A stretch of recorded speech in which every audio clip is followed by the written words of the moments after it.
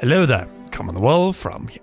Ocarina of Time has two main built-up settlements, Castle Town and Kakariko Village. But as we have previously mentioned, there is room here for more, maybe even a village. Either way, by the time you enter Hyrule Castle Town, we are also entered the most important area that can change in an Ocarina of Time remake. And most likely it will change, because this is the place that was by far the most limited in the entire game. Painted backgrounds, placed camera where it really just rotated around the background, both in the entrance and in the market itself, and then in pretty much all the areas. Because these were not really the real destination. That was Hyrule Castle. But in an Ocarina of Time remake, Hyrule Castle Town is really the one that should change the most, as this place is the one that has the greatest potential when it comes to introducing dual analog camera controls to this game, allowing us to, from the moment we enter the gates in time before the moat goes up, to enter and explore this treasure trove of minigames and also side quests. And when it comes to side quests in Castle Town, apart from the minigame galleries of course, I think the mask side quest could be even more expanded and added on. Most of all, why not give the bunny hood the properties it has in Majora's Mask? That is to say, being able to run faster and finally beat the running man in Hyrule Field. There's definitely potential here to add not just new side quests, but also improve the side quests found in Castle Town. Because Hyrule Castle Town in many ways introduces us to a lot of the activities and side quests. And for just being exclusive to the child timeline, since we all know how it looks in the adult timeline, it has potential to become real, but also grow. As from the official map released in Japan, we know that Hyrule Castle Town is actually bigger than what we're able to experience in the game itself. There are more buildings that could be enterable, there are more back alleys, apart from the little one that just walks around one of the main buildings of the market square, and all of this could mean more NPCs, more side quests, minigames, and other kinds of activities. Because yes, if we look from this map, we can see that Hyrule Castle Town even has a little garden in its northwestern corner. And this one could maybe hide another grotto, or at least some other landmark or side quest location. And these new back alleys or tiny streets could in many ways be new places of activities and commerce as well. With back alleys, number 1, number 2, number 3, number 4 leading up to the previously mentioned garden, number 5 going up the original back alley and a few houses we couldn't enter on the way to Hyrule Castle, and of course the 2 back alleys at the backside of the Temple of Time and one close to the castle gate itself. And another potential that really hasn't been discussed or brought up in an Ocarina of Time remake, this could be the open world area where there is no real limitations. Even walk along the town gate and having a little street of this one actually, or even walk on the wall itself, because in medieval times that is how you protected the town. Maybe we could see some remnants of the Hyrulean Civil War that took place around 10 years from the moment Child Link enters this settlement. All things that could expand the lore and add to Ocarina of Time.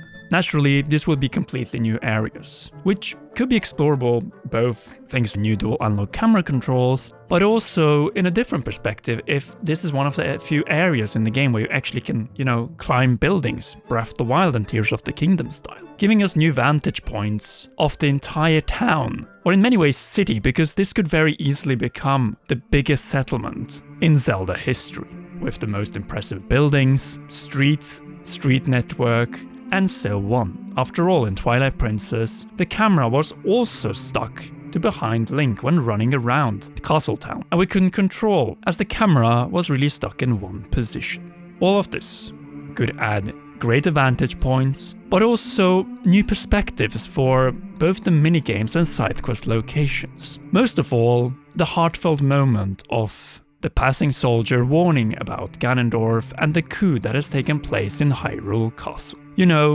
After gaining the Ocarina of Time and making our way inside the Temple of Time, being able to run around the roof just like we did on the Temple of Time in Breath of the Wild, but also collect some kind of reward for making the climb to the very top.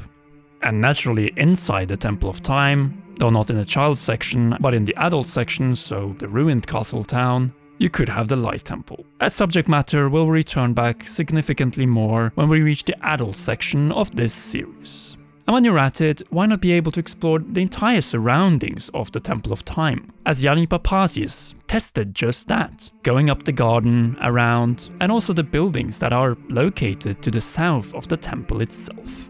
As you can see, there's massive potential when it comes to Hyrule Castle Town alone. And we haven't even entered Hyrule Castle proper, since along the Royal Way, from the town gate, through its southern section, across the market, and its northern section where you can enter any buildings, apart those that are enterable from the market itself, we have obviously the castle.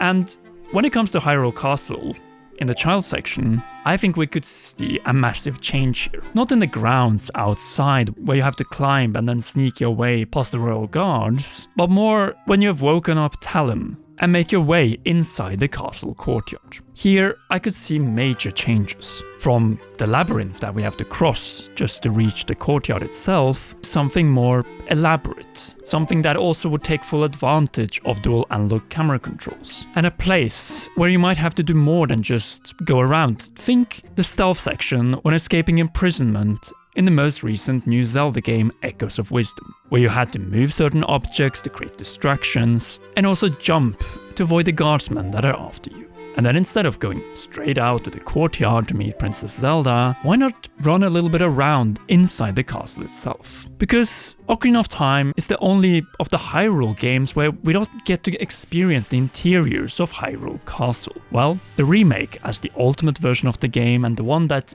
will not really be changed in the future, could really change this, allowing us to run around and maybe even get a glimpse of Zelda's father, the King of Hyrule.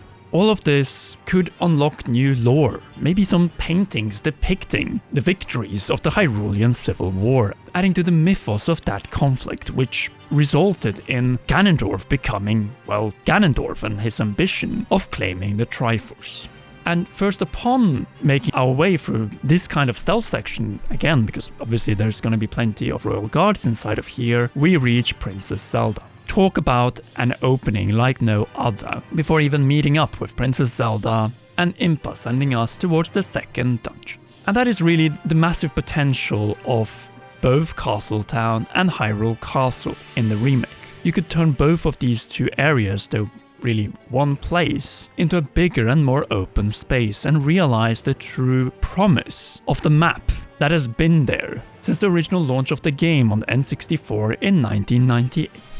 But speaking of the next location, Kakariko Village, a place that doesn't have as much potential to grow, as here you had camera controls, you had what we didn't have in Castle Town, and you had all the great side quests, so in Kakariko Village, there isn't really much to change in the child timeline. It is a construction site. It is a site of the carpenters and of some very interesting characters and side quests that go both in the child section and the adult section. But Kakariko Village is not just Kakariko Village. Just like Castle Town, it has a second section, namely the graveyard behind the village itself. And this one could perhaps be expanded, though it is already satisfactory. And that is the big real contrast really between Castle Town and Hyrule Castle, where there is significant potential to growth, to Kakariko Village and the graveyard. As the eastern settlement is in many ways close to perfection as it is. It has its dark history and also somewhat dark present, with the Skulltula house, Grog, and naturally the bottom of the well, so it's all about making it look more modern. Bring it from 1998 to 2011 and now to 2026. Not much needs to be done here, apart from upgrading the visuals. And that is really it, before we start making our way up to Goron City. But instead of going the linear path here, I'll give you a choice. Do you want in the next episode instead to be about Zora's River, Zora's Domain, and Zora's Fountain with a little bit of Lake Hylia, or do you want it to be a bit more elaborate on Kakariko Village, Death Mountain Trail, Goron City, and Death Mountain Crater? Sound off in the comment section down below. If you haven't already, then be sure to leave a like, subscribe, and press the notification bell to not miss any upcoming episodes of Inside Ocarina of Time Remake. Last but not least, a big thanks to you for watching, and to all our patreon.com/commonrealm patrons. Special shoutouts go to our heroes, Cheryl, Garrett Hoy, Holly Wolf, and Kintaro. You rock, and please enjoy these awesome videos.